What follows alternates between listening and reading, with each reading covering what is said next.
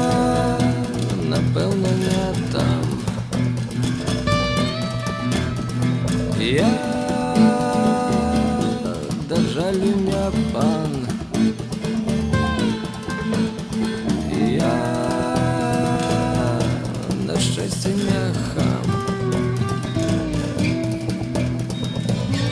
Я твоего не возьму, я своего не отдам. Ой, замкнённый мой дом, возле дома паркан. От беды до нуды уратуюсь не сам. Час збирать камяні, час расти камяням.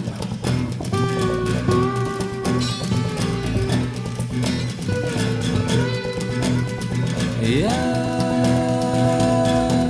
да жалю не пан. Я на счастье не хам. Я, здається, не тут. Я, напевно, не там. Неокресленный стан, незавершенный лад. Я стою на межі поміж дерев і хат. Ось дорога туди, ось дорога назад. Тут дуби для води, там шипшиновий сад.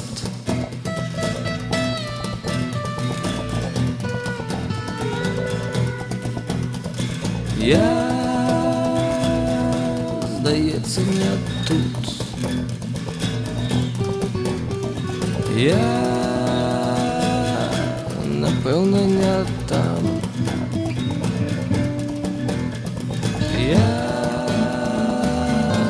да жалю не пан. Я на щастя не хам. Я стою на межі, я йду по ножі. Боже, допоможи заховать равновагу.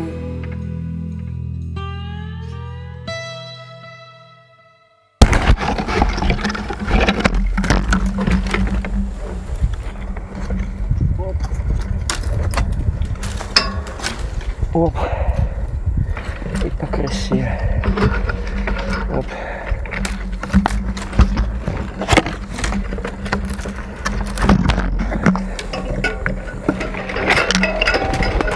На таран. Да. Все. Села батарейка. Идем праз жито. Вон на ту стежку. Она повинна быть бачна. Напэўна, самы час патлумачыць, што адбываецца з нашым героем. Юны шукальнік прыгод вырашыў не ехаць тым жа шляхам, якім ён прыязджаў у Асвею раней. Ён пабачыў на мапе сцежку, а далей прыдуркаватасць і адвага дарабілі справу. Так наш падарожнік апынуўся на Tractor Road, якая прывяла яго да жытніх палёў, аточаных меліяратыўнымі каналамі. І паколькі слова «назад» невядомае нашаму герою, ён працягнуў свой шлях праз палі, ручай і калдаёбіны. Замест 40 хвілін, якія яму заставалася ехаць па чалавецкай дарозе, ён змарнаваў 3 гадзіны і ўсё яшчэ не быў упэўнены, што здолее трапіць у Асвею такім шляхам. Заваліўся. У нього гэтая клятая Асвея. Там бачна полоска воды, гэта возера, а за ёй выспа. Все так близко. Але матка боская, чаму ты такая недосяжная? Ну вось я і ў Асвеі.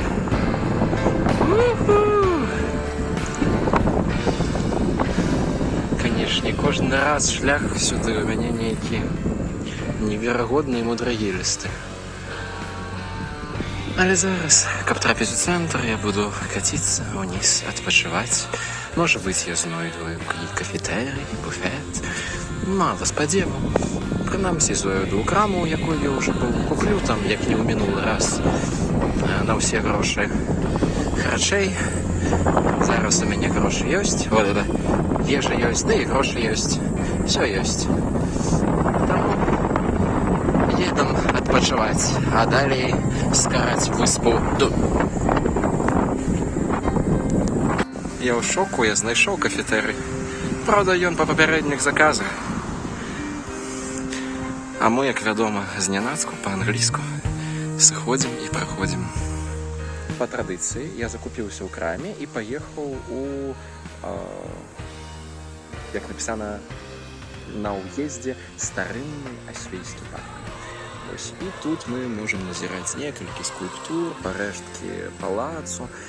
Власне, такі ціхі, утульны комплекс з малымі сцежкамі, без смецці, без бруду. А пакуль я пакажу, што я буду абеда-вячэраць. Я закупіўся ў краме трошкі. Я буду есці гамак, я не буду есці, і тут у мяне ножик і відэльцы. А тут я купіў зефір з журавінамі. А тут у мяне хлеб, да, нежнай свініны, кансервы. Пудынг ужо з галадухі ўзяў, хаця не пленаваў. І, вядома, кефір. В ім ёсць нейкая асаблівасць, такая адметнасць. На паўку мыс. Ну, па смаку, то бок не такі, як мінскі кефір. І пячэнне з кефірам. Гэта, рабяткі, must have у любым падарожжы, да і не толькі падарожжы. Полацк. Зарабляе такое. Ну все, смачно есть мне. Кефир с печеньем. Кефир с печеньем. Давайте попробую заснять шоу я ем. Значит, возникала свинка. Тут насамрэч не зразумела, што вось гэтае белае, потому што паміж гэтага белага трапляецца ружовае сапраўднае мяса, валокна. А вось гэтае месіва, што сабой уяўляе нежнасць, нежная свініна. Свініна ружовая, волокна, а нежная, пэўна, всё астатняе. Насамрэч, зараз уже 6 гадзіна, ужо вечар. Але паколькі я прачнуўся на 10-ю моўну, пастрапануў 12, вот, нічога дзіўнага, што для мяне гэта абеда вячэра. Запьем кефирчика. Не наемся. Так, я могу подсумовать, да? Стартанули мы 12. Заехали в Каханович, и дорога была туда. Больше часу ехали по Прощелковой. Яна добра укапана, неправильная дошка. Пяску минимум. Ехать было на задовольнение. Машин няма. Ось. Пасля выехали на асфальт, там пачаліся фуры. Некомфортно. Ну, недолго до Каханович доехал. Там мы познімали, походили, поглядели. Для нота было заходить до белых ворон и шукать могилки тамтейшие, бо там могила Игната поеду-ка я далее. И поехал. Удало ехал, он снимал по пути. Добрая дорога, все выдатно, просто ехать эту дорогу уже ехал. 2 ходы правда. На вид делаешь, что только в оборотном километре за себе приехал. Ну, Каханович, ну и вырушил, значит, шо мне всю дорогу так ехать, и опошую третью чверть я вырушил скоротиться, так сказать, по червоной стежке, да, я как бы умник клубница. Зеленая, долгая, желтая, не так не сяк, и червоная, ядроная, хутка, имкнеся не надо. Она была короткая у сенсе географии, возле свиней, всяких зигзагов, ласкавы. А по факте это трактор роуд атрымаўся з буеракамі, а якби на паўшасэйніку не тое каб. Прыйшлося пролазіць праз 2 меліярацыйных каналы, ісці пешшу некаторы час гаспадзін з жытам пакінуў суферку на вечар, бо я раблю вялікую ставку на гэты вечар. Як перабрацца на фастфуду і завіснуць там з зефіркай, з піўком, з гамаком і з ваўкамі далосямі, бо кажуць, што яны там жывуць. Гэта ўжо DX-Fix і Шмікс, што заўгодна, X, Twix, што хочацца. Якая заўгодна ідэя, бо я ўжо гадоў 5, я ніяк не могу трапіць на гэтую самую выспу. Што за жыццё? Таму мы зараз агледзімся парку і будзем рушыць. Я нават, правда, яшчэ не ведаю, якой дарогай будзем прымаць рашэнне on the spot. Засяленне сучаснага мястэчка Асвея археолагі датуюць 10-11 стагоддзямі, а першыя гістарычныя згадкі пра Асвею з'яўляюцца яшчэ пазней, толькі ў 16 стагоддзі. У розныя часы Асвея належала розным краінам і розным уладарам.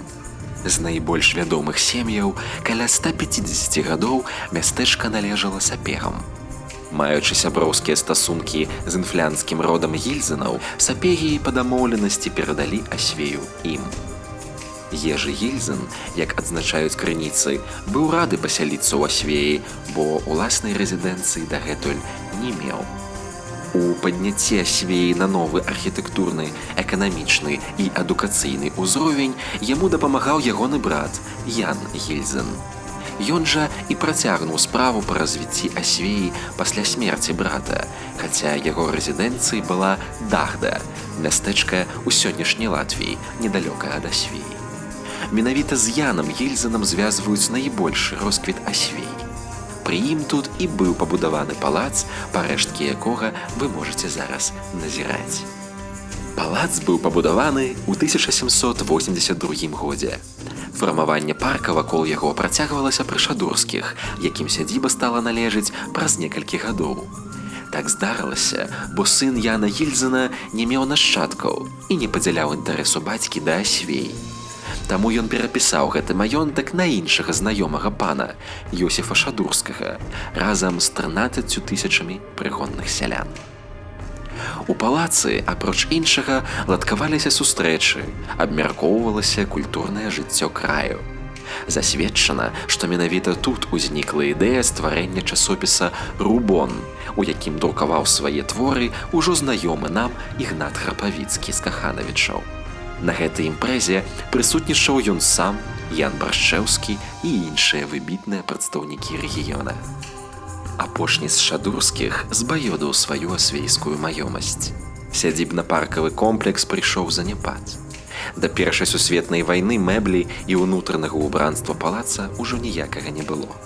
Уладары амаль усё распрадалі, каб выплаціць пазыкі. У 1919 годзе у будынку палаца размяшчаецца дом культуры з грамадскай бібліятэкай, першай у Верхнядвінскім раёне. Праўда, кніг было вельмі мала і яны пераходзілі з рук у рукі. У часы Другой сусветнай палац пацярпеў, але захаваўся. З 1954 года улады дазволілі разбіраць будынкі палаца на цэглу, каб адбудоўваць уласныя гаспадаркі.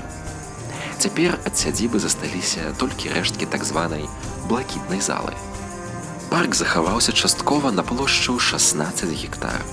Гэта адпавядае 2 плошчам незалежнасці ў Мінску. Але ў часы росквіту Асвейскі парк быў 2,5 разы большым, чым зараз. Ён быў умоўна падзелены на 2 часткі. Адна ўяўляла сабой сад, іншая, наадварот, нагадвала лес. Сажалкі, каналы, пратокі ахоплівалі тэрыторыю парка і стваралі ілюзію астравоў. Праз каналы былі перакінуты масткі. Рабіліся спробы пачаць аднаўленне парка.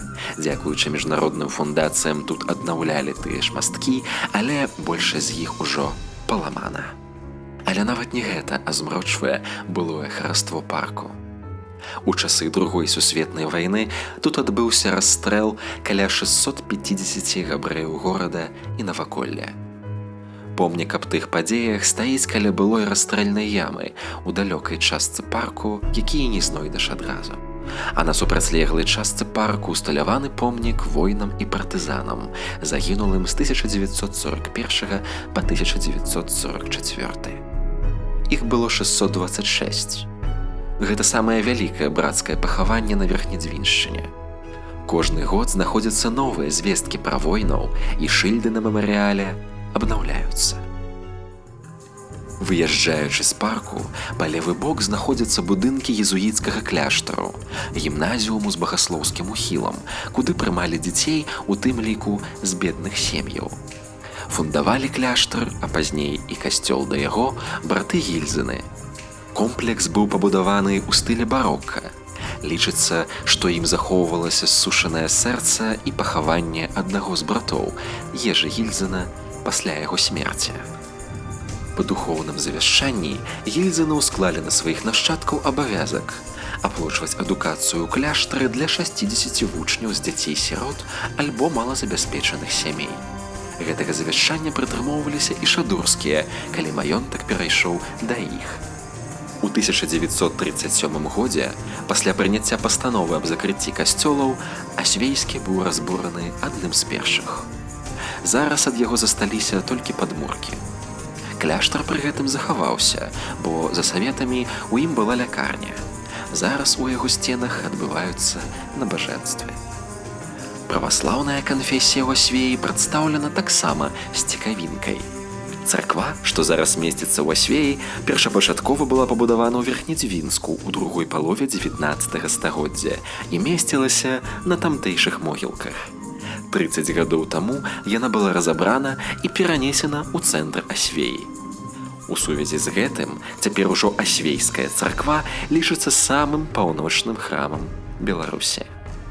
Але да паўночнай мяжы адсюль 18 кіламетраў, і наш герой рушыць у той бок, каб аб'ехаць возера і падабрацца да самага вузкага месца паміж кантынентам і востравам.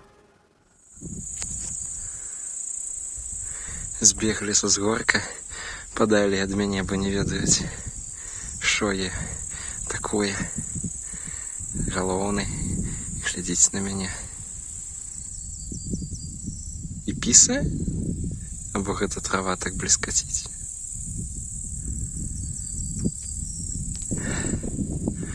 Касулькі, статак.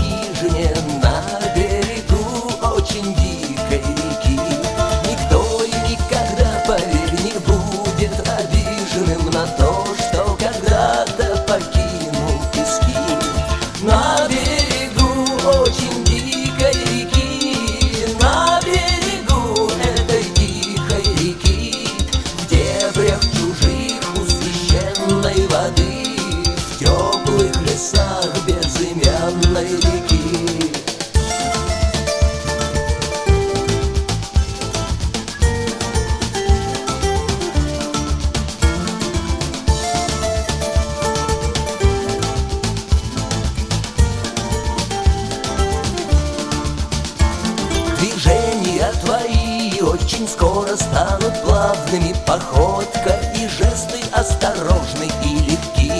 Никто и никогда не вспомнит самого главного у безмятежной и медленной реки.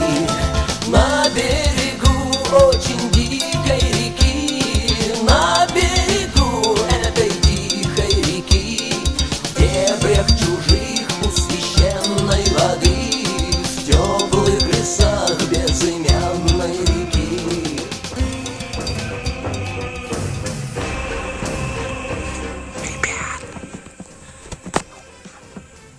волею лёсу я апынуўся ў багажніку машыны.